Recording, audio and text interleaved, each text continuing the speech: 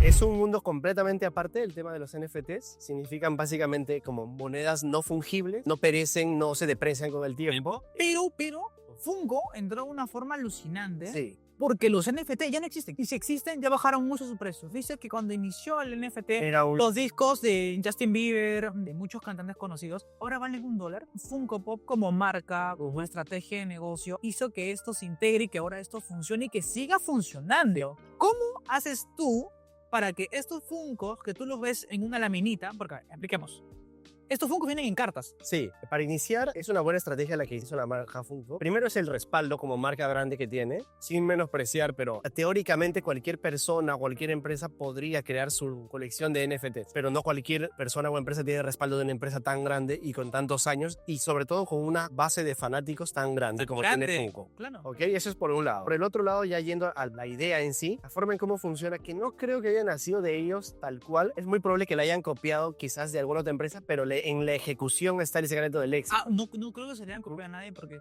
yo creo que son únicos en esto, de sacar estos personajes raros. Yo me refiero al proceso de que el NFT se pueda canjear por algo físico. Exacto. Ajá. No existe. A eso, creo que ahora, por ejemplo, para poder canjear algo por entradas físicas o cosas más parecidas a eso, no sé si tanto como coleccionables, pero sí para poder transformar, digamos, algo virtual en físico. Pero básicamente cómo funciona es, ellos lanzan una colección más o menos cada 20 días y, por ejemplo, ¿no? Esta es una colección que salieron de esta ni siquiera es la de IT específicamente, esta fue una colección de los villanos de películas de terror de Warner Bros. Entonces ellos lanzaron una colección de 6 figuras en donde uno tiene la posibilidad, eso es muy importante hablarlo de esa manera. Pero lo manejas espectacular. Es una probabilidad muy baja Muy baja. de poder obtener de todo un abanico de NFTs virtuales. Pero todos son cartas. O sea, tú compras sobres. Tú compras sobres sellados. ¿Cuánto cuesta ese sobre? Existen 2 tipos de sobres. Un sobre que cuesta $10 más impuestos en Estados Unidos. O sea, a nivel de Perú cuesta más. Le aumentan los impuestos de Estados Unidos realmente, que son más o menos entre un 4 a 7%. Uno las compra de manera virtual. Hay sobres de $10 en donde vienen 5 cartas o 5 NFTs. Y hay sobres de $30 en donde vienen entre 15 a 17 cartas NFTs. Estas cartas, que pertenecen a una colección, digamos, están divididas por categorías. Existen las cartas comunes, poco comunes, raras, épicas, legendarias, grial y royalty, que significa realeza. Bueno, es una carta especial. ¿Qué es ese Funko?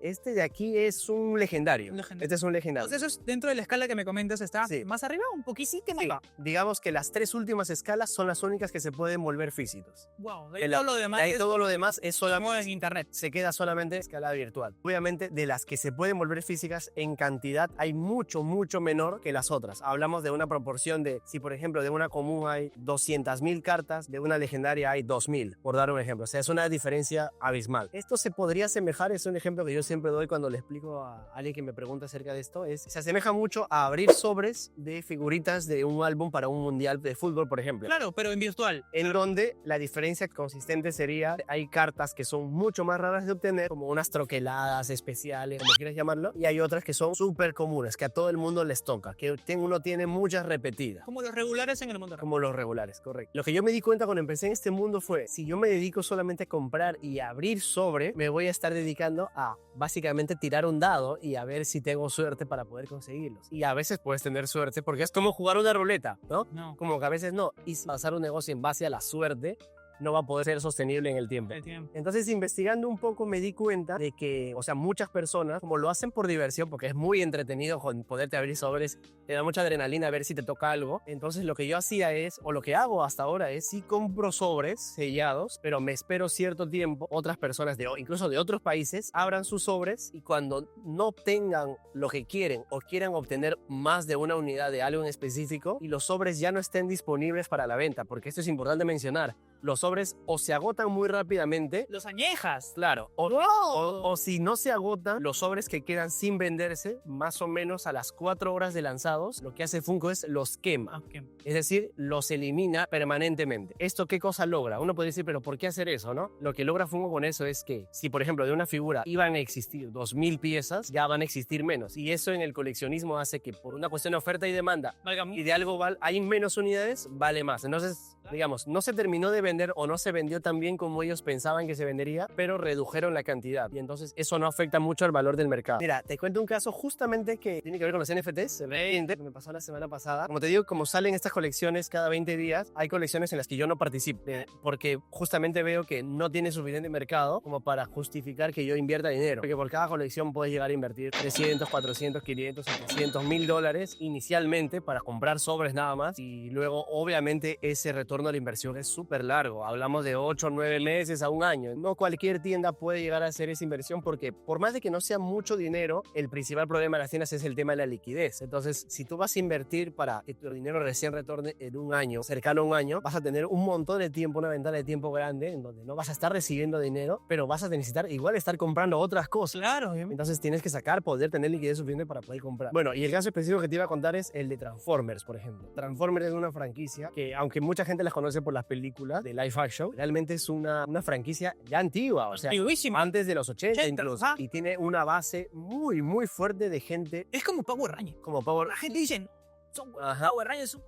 Pero tiene una base también bien fuerte. Obviamente. Ajá, entonces yo tengo la premisa de que mientras más antigua sea una franquicia, el coleccionista promedio va a ser una persona mayor. Por ser una persona mayor también suele tener mayor poder adquisitivo, correcto. Pero, por ejemplo, en el caso de los NFTs y de los sobres, iban a salir y yo estaba en la duda, ¿no? Si comprar o no comprar. Porque yo digo, si compro y los consigo, no creo que finalmente los vaya a traer, o sea, los vaya a conseguir en físico. Porque ¿Tenías dudas? tenía dudas de si el físico lo iba a poder vender acá. Pero cuando finalmente salió, me di cuenta que la gente, sobre todo en Estados Unidos, estaba muy entusiasmada. Así que iba a ser un sold out. O sea, se iban a agotar. De todas maneras. Entonces, por una cuestión de inversión, igual era una buena idea, aunque no trajera el físico, poder invertir en sobres, porque si no lo compraba en ese momento, ya no los iba a poder comprar nunca más, y lo más probable es que su valor se incrementara con el tiempo. Entonces hice eso, o sea, le aposté, en este caso no me equivoqué, me he equivocado en otras muchas ocasiones, a veces de maneras muy tontas, pero ya también la experiencia obviamente pesa. He invertido con esos, algunos ya los he intercambiado, otros todavía los tengo, pero no me desespero porque sé que igual con el paso del tiempo, si es que tienen cierto valor ahora, van a ir incrementando de valor, o al menos se van a mantener, que como todo en la vida te puedes equivocar, nadie es infalible. Y justamente retomo lo que me mencionaste de que hay muchos coleccionistas, compradores de coleccionables que piensan esta figura va a subir y esta figura va a bajar. Y lo que yo les diría como conclusión es, ni siquiera las personas que estamos 100% metidas en este mundo sabemos y que somos expertos podríamos apostar al 100% a que algo así va a suceder. Podemos hablar de probabilidades. Es más probable que esto tenga éxito, es más probable que esto fracase, pero yo no controlo la empresa para empezar.